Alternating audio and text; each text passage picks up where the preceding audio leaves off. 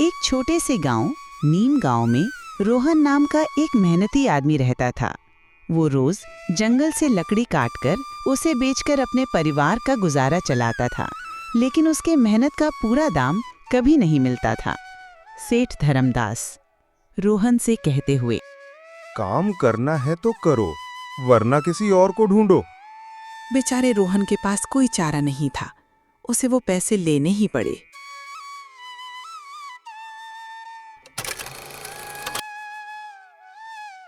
भैया, ये सेठ धर्मदास बहुत बदमाश आदमी है।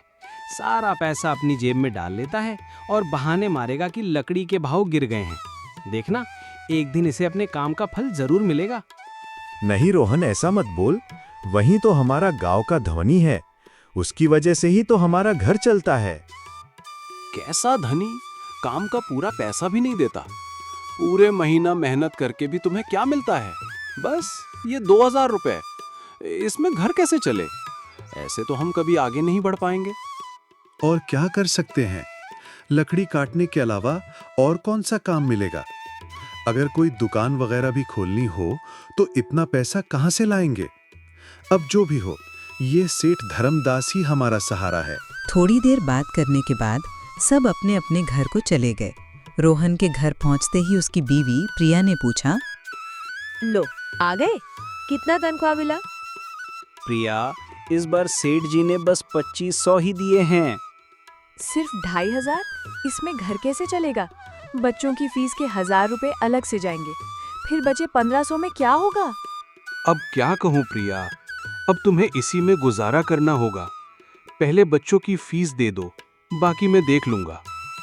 तुम क्या देखोगे? तुमने सेठ जी से सारा पैसा मांगा ही नहीं। नहीं प्रिया, मैंने मांगा था, लेकिन सेठ जी ने सीधा मना कर दिया और कहा, लेना है तो लो, वरना कहीं और काम ढूंढो। रोहन ने थोड़ा सोचकर कहा, मैं सोच रहा हूँ कि सेठ की दुकान से काम करके मैं कहीं और भी पार्ट टाइम काम ढूंढूंगा। इससे मेरे पैसे बढ़ेंगे। आज ही सेठ के यहाँ काम खत्म करके मैं नौकरी ढूंढने जाऊंगा। ये कहकर रोहन काम की तरफ निकल गया। जैसे उसने कहा, उसने धर्मदास के यहाँ काम खत्म किया और गांव में काम ढूंढने निकला। वो दुकान दुकान जाकर पूछता रहा, लेकिन हर जगह उसे निराशा ही हाथ आई। आखिर में थक हार कर वो वापस जाने लगा। अचानक उसे एक भारी भरकत बैलों का झुंड आता दिखाई दिया। उसे देखकर रोहन डर गया। उसे एक छोटी सी गुफा नजर आई और वो उसमें छुप गया। जब बैल का झुंड गुजर गया तो रोहन ने आह भरी, हे भगवान, आज तो बच गया, वरना आज इन बैलों के पैरों तले कुचला जाता।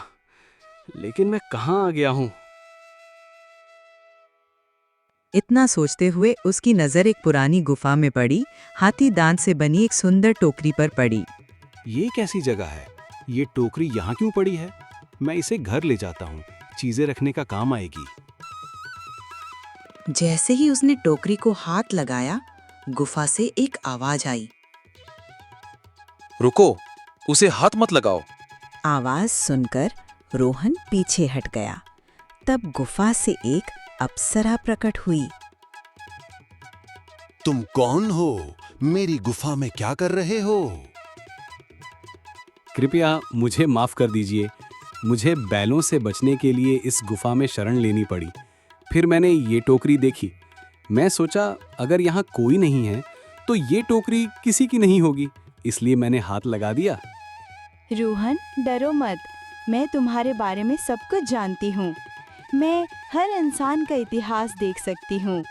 तुमने पूछा मैं कौन हूँ? मैं एक अप्सरा हूँ। मैं सालों से इस गुफा की रक्षा कर रही हूँ। ये मेरे पूर्वजों की है। यहाँ वो ही शख्स प्रवेश कर सकता है जिसका मन पवित्र हो। अगर तुम अशुद्ध होते तो कभी यहाँ नहीं आ पाते। तुम एक सच्चे इंसान हो, इसलिए तुम इस टोकरी को छू पाए। अब जब तुमने इसे छुआ है, ये टोकरी अब तुम्हारी है। नहीं, मुझे ये टोकरी नहीं चाहिए। मैं बस देख रहा था। मत डरो रोहन, ये कोई आम टोकरी नहीं है, ये एक जादुई टोकरी है। जादुई टोकरी? क्या वही जिसके बारे में हमारी दादी कहानियां सुनाती थी? हाँ रोहन, वही है। अब तुम इसकी मालिक हो। तुम इसका उपयोग अपनी हालत सुधारने के लिए कर सकती हो। लेकिन याद रहे, इस टोकरी में तुम जो भी एक बार डालोगी, उसी चीज को दोबारा दोबारा डालना होगा, कुछ और नहीं डाल सकती। अगर ऐसा किया तो बुरे परिणाम भुगतने पड़ सकते हैं। हमेशा ये याद रखना। अब जाओ और जो तुम्हें चाहिए उसे इस टोकरी में डालो। रोहन टोकरी लेकर घर पहुंचा। प्रिया, देखो मैं क्या लाया हूँ। क्या लाए हो? बस ये टोकरी? पहले ये बताओ, नौकरी मिली क्या? नहीं प्रिया, पूरी सुनो। ये कोई आम टोकरी नहीं है, ये जादुई टोकरी है। रोहन ने प्रिया को पूरी कहानी सुनाई। तो मतलब इसमें हमें वो चीज डालनी होगी जिसकी हमें सबसे ज्यादा जरूरत है। हाँ प्रिया। रोहन ने थोड़ी देर सोचा। उसे याद आया कि एक बार उसने जंगल से चंदन की एक लकड़ी काट कर लाया था, जो उन्होंने संभाल कर रखी थी।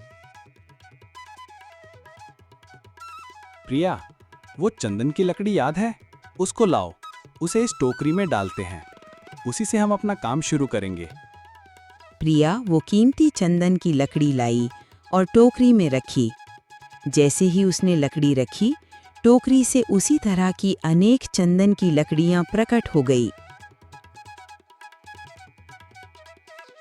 ये तो चमत्कार है। देखो कितनी सारी चंदन की लकड़ियां हैं। अगर इन्हें बेचोगे तो बहुत अच्छे पैसे मिलेंगे। हाँ, कल सुबह मैं इन्हें बेचने मंडी जाऊंगा। जितने पैसे मिलेंगे उससे अंश और अनन्या की फीस भर देंगे और बचे हुए पैसे को संभाल कर रखेंगे। अगले दिन रोहन ने सेठ धर्मदास के पास काम पे जाने की बजाय चंदन की लकड़ियां बेचनी शुरू की।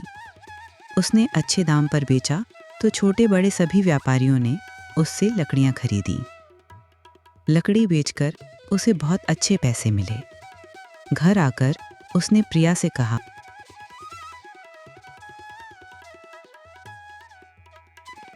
देखो प्रिया, कितने पैसे मिले हैं।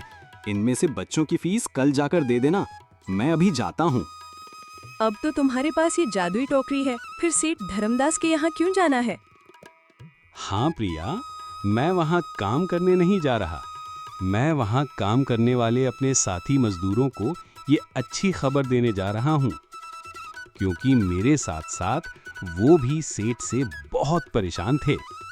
अगर मैं अच्छा कर रहा हूँ तो उनका भी भला क्यों न करूँ। वो सब बहुत ईमानदार और मेहनती मजदूर हैं, लेकिन धर्मदास कभी उनकी मेहनत का सही दाम नहीं देता। मैंने सोचा क्यों ना उन्हें भी अपने काम में शामिल कर लूं। हाँ, तुम बिल्कुल सही कह रहे हो। अगर तुम सब मिलकर काम करोगे तो हम सब जल्द ही तरक्की कर लेंगे। और इस तरह रोहन की मेहनत, ईमानदारी और दूसरों की मदद करने की भावना ने उसे सिर्फ अमीर ही नहीं, एक अच्छा इंसान भी बनाया।